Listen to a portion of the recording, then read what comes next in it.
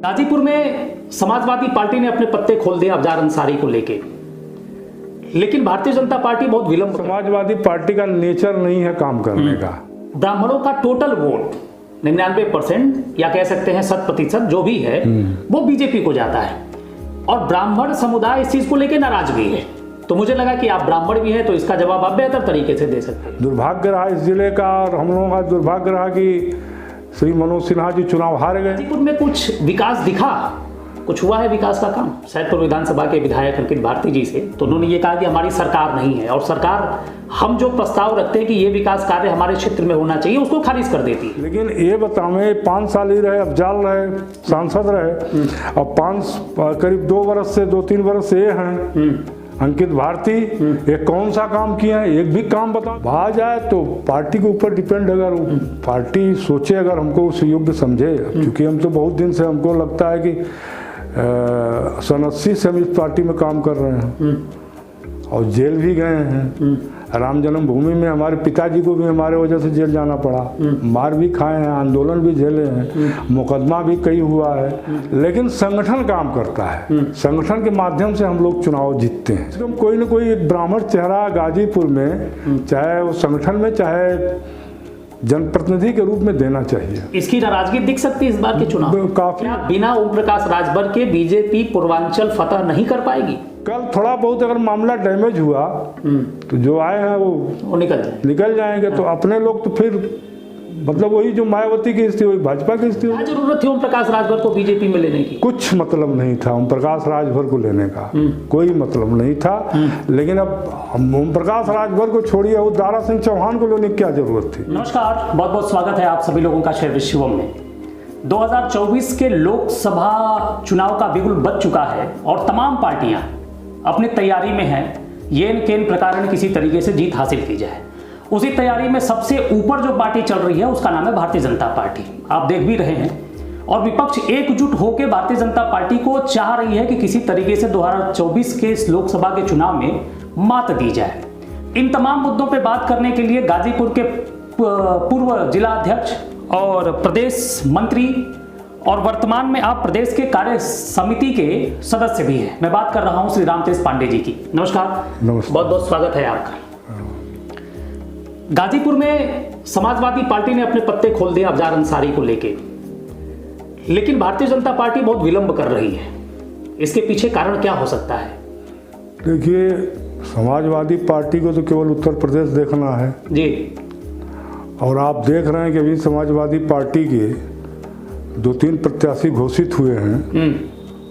रामपुर जी, जहाँ पर भी विवाद चल रहा है, उसके बाद मुरादाबाद, और उसके बाद और एक जगह वहाँ पर भी मेरठ में प्रत्याशी को हटाया गया। और भारतीय जनता पार्टी को तो पूरा देश देखना है, तो इसलिए थोड़ा विलंब हो रहा है।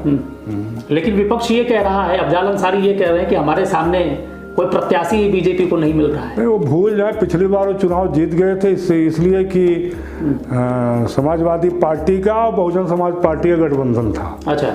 और गठबंधन में चूंकि वोट बहुत ज़्यादा था, इसलिए हम लोग चुनाव हार गए, और चुनाव पिछली बार से 1,40,000 वोट बेसी पा करके हारे हैं।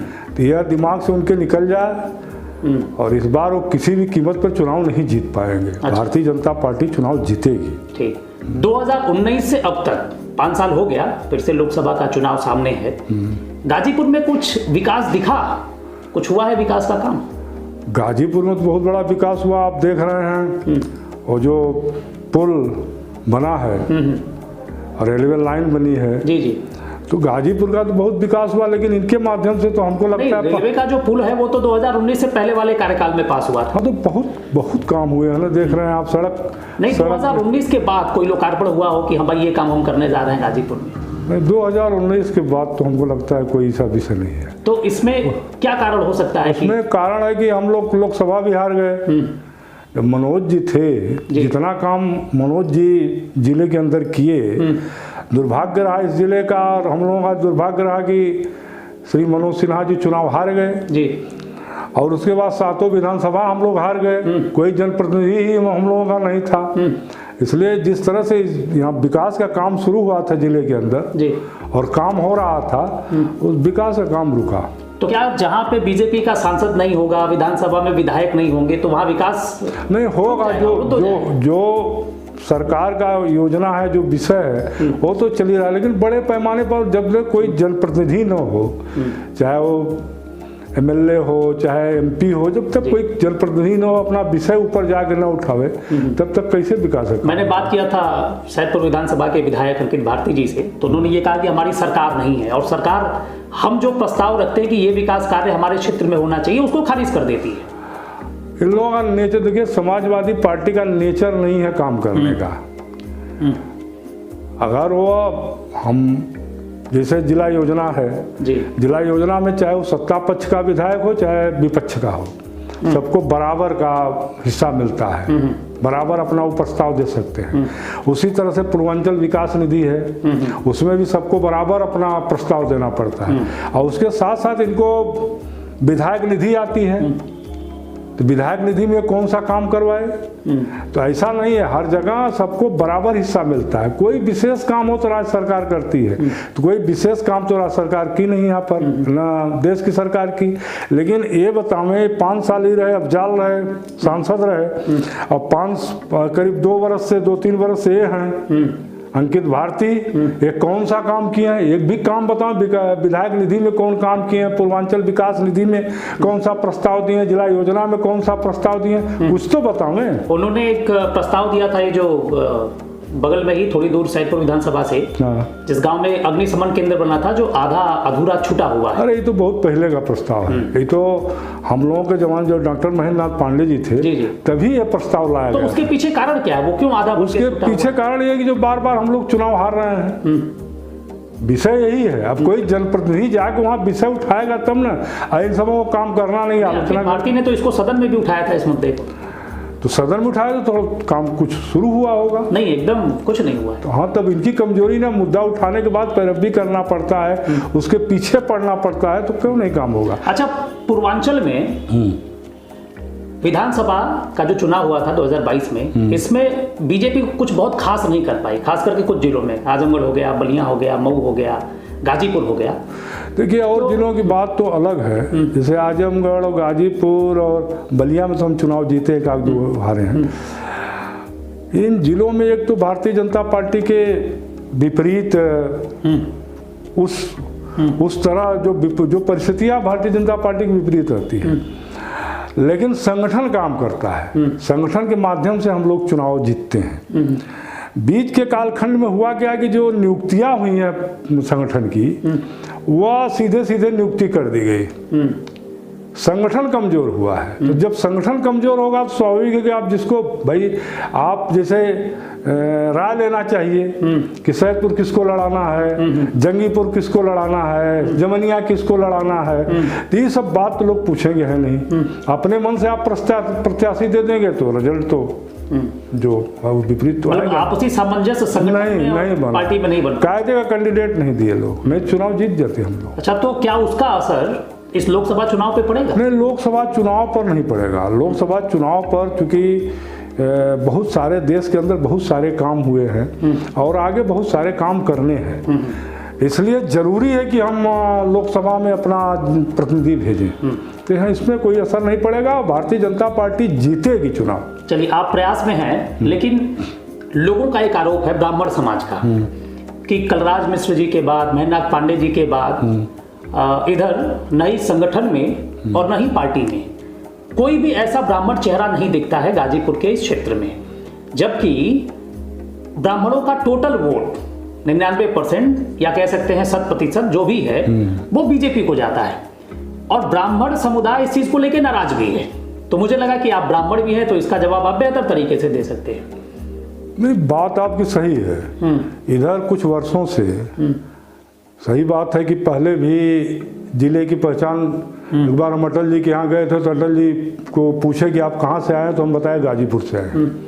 तो उन्होंने कहा कि वो सरजू पांडे वाला गाजीपुर, तो मतलब सरजू पांडे के नाम से भी जिले की पहचान थी। उसे कांग्रेस में भी कई ब्राह्मण चेहरे थे, लेकिन आदरणीय कलराज जी और स्वर्गीय सत्यनारायण तिवारी जी, डॉक्टर महेंद्र नाथ पांडे जी, सही बात है कि ये लोग गाजीपुर का प्रतिनिधित्व किए हैं, लेकिन बीच के कालखंडों में मुझे समझ में नहीं आता है कि लोग न संगठन में ही, पिछले बार हमको लोग प्रदेश मंत्री बनाए थे, लेकिन फिर हमको भी हटा दिए प्रदेश मंत्री पद से।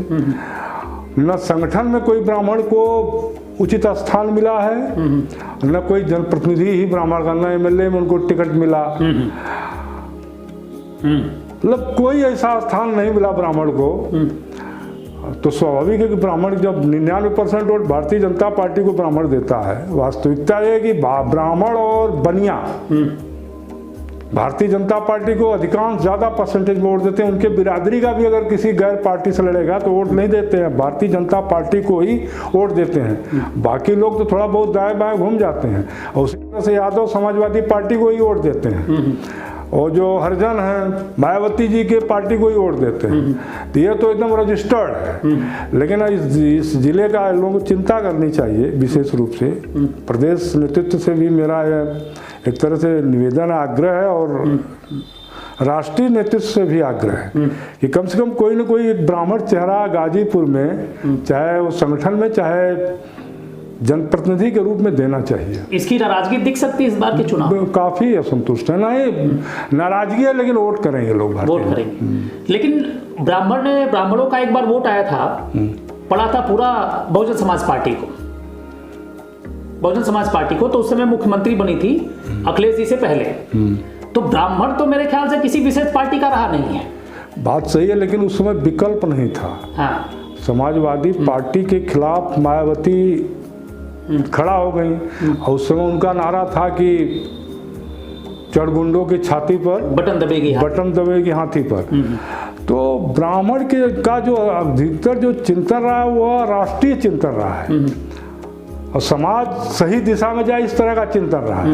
ऐसा सोच करके वो वोट देता है, सरकार बनाते हैं।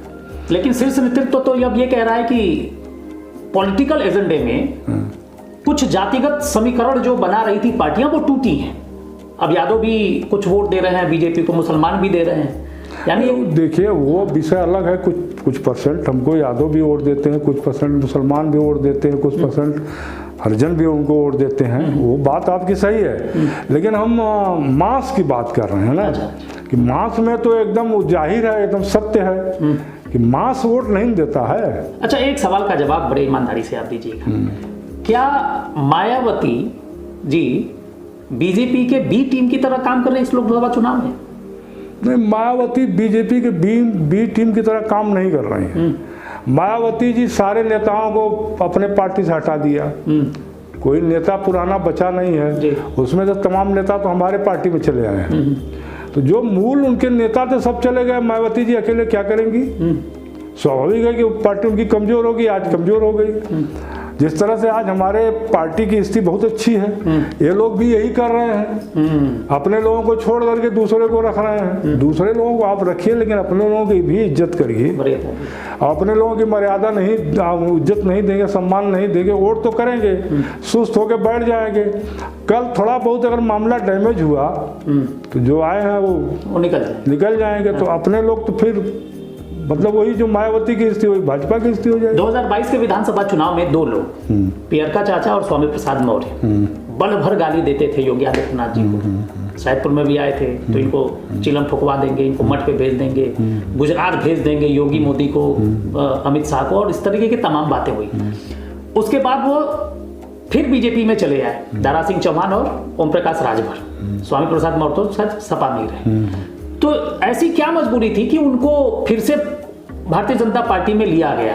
क्या बिना ओम प्रकाश राजभर के बीजेपी पूर्वांचल फतह नहीं कर पाएगी? नहीं, ये तो गलत विषय है। ये जो लोग, हमको तो खुद बहुत तकलीफ हुआ इस विषय को लेकर के। हम कहते हैं हमारे में भी जो राजभर बहुत पहले से काम कर रहे हैं जी, अगर उनको उभारा जाए तो क्या वो नेता नहीं बन सकते हैं? हमारे यहाँ गाजीपुर में तमाम राजभर हैं। नंदा राजभर उस जमाने में चुनाव लड़े थे जब पार्टी बहुत कमजोर थी। मुराहू राजभर हैं, प्रेम सागर राजभर हैं, अभी राजेश है, वो युवा मोर्चा का प्रदेश का अध्यक्ष है। तमाम राजभर हैं, लेकिन अपने लोगों को न उभार करके बाहर के लोगों को जो गाली दे रहा है। 2019 में हमको लगता है हम लोग बिना इनके चुनाव लड़े थे।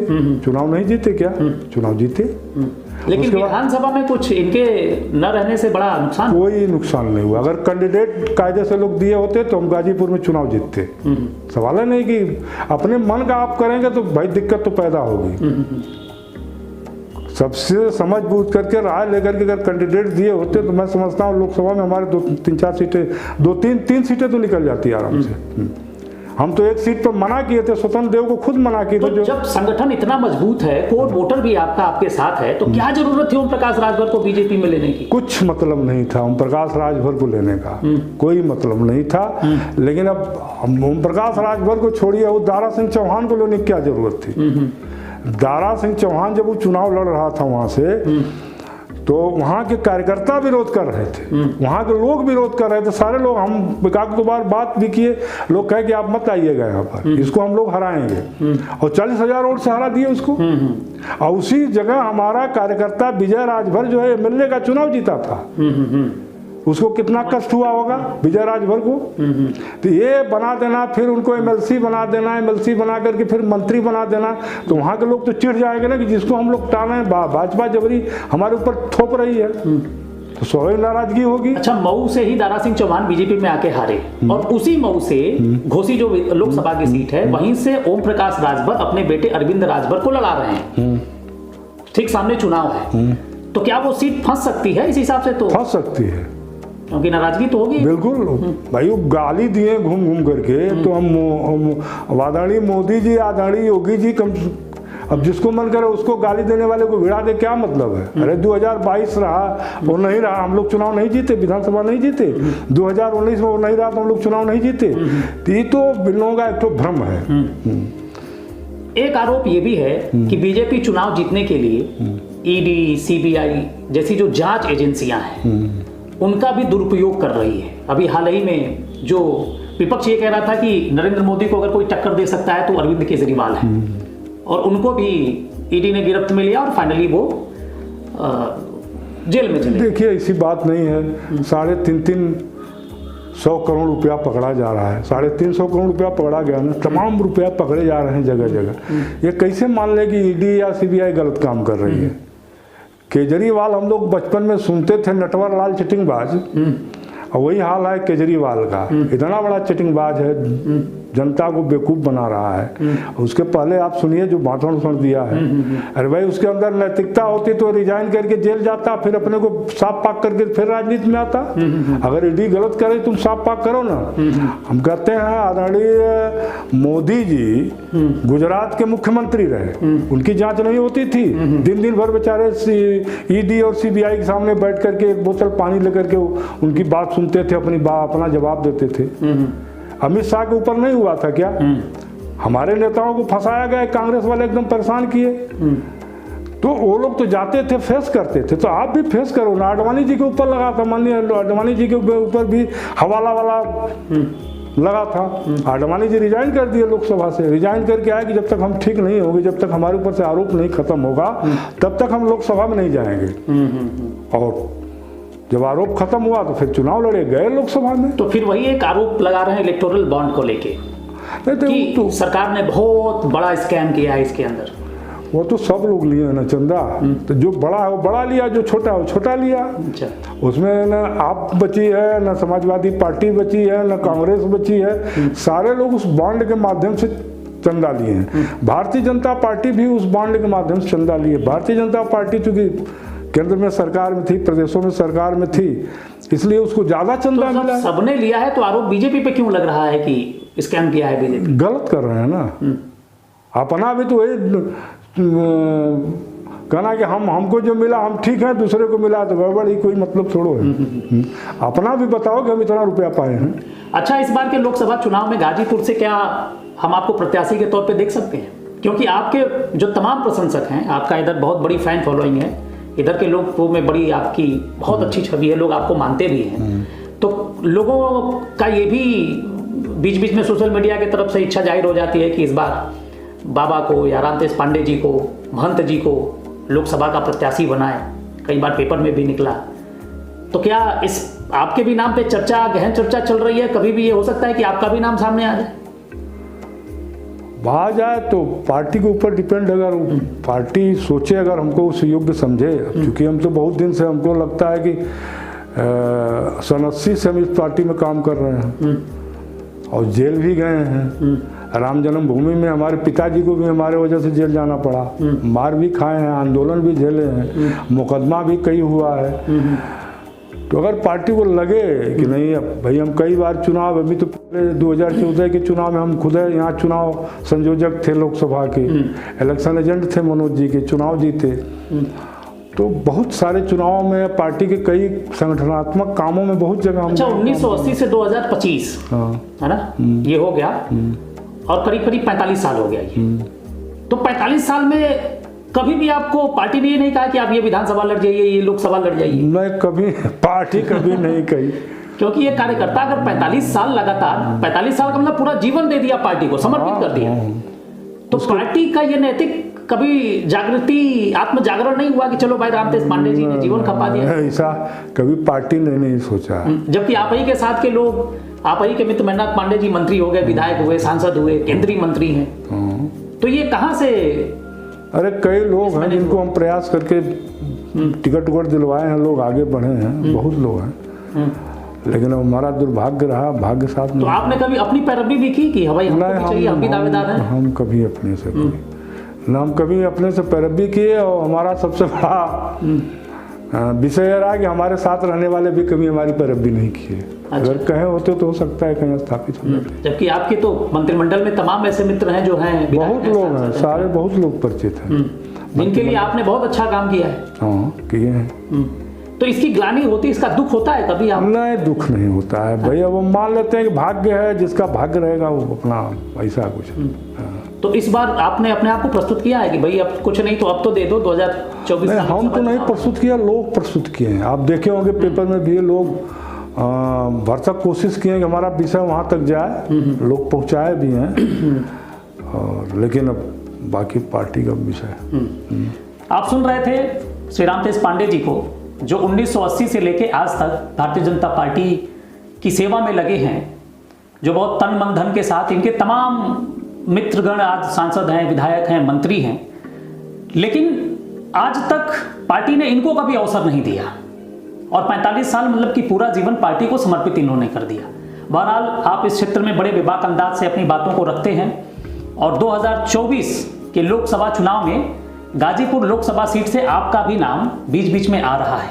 अब देखना है कि भारतीय जनता पार्टी किस को गाजीपुर लोकसभा से प्रत्याशी बनाती है। आप इस क्षेत्र के ब्राह्मण चेहरों में एक बड़ा चेहरा, जो बहुत मन से संगठन के भी काम को करते हुए आगे बढ़े और पार्टी को भी आगे बढ़ाया, और तमाम मुझे लगता है कि लोकसभा सीटों में आपको प्रभारी बनाया गया विधानसभा में, जिसमें आपने जीत भी दिलाई। अरे पिछले बार रोहनिया में विधानसभा प्रभारी थे, जीते। उसके पहले यहाँ पर थे, मनोज जी के साथ थे। 2019 में हम चंदौली में थे पांडे जी के साथ। तो इन तमाम सीटों पे जीत दिलाने के बाद भी आज ये इनके लोग ये चाहते हैं कि इनको भी लोकसभा का एक बार मौका मिले, और मुझे लगता है कि 10-15 दिन के अंदर किसी न किसी का नाम आ जाएगा, है ना? अब ये देखना है कि अफजाल अंसारी के खिलाफ या अफजाल अंसारी के सामने भारतीय जनता पार्टी किसको उठाती है। आप सुन रहे थे भारतीय जनता पार्टी के वरिष्ठ नेता श्री रामतेज पांडे जी को। बहुत बहुत प्रणाम और बहुत बहुत धन्यवाद।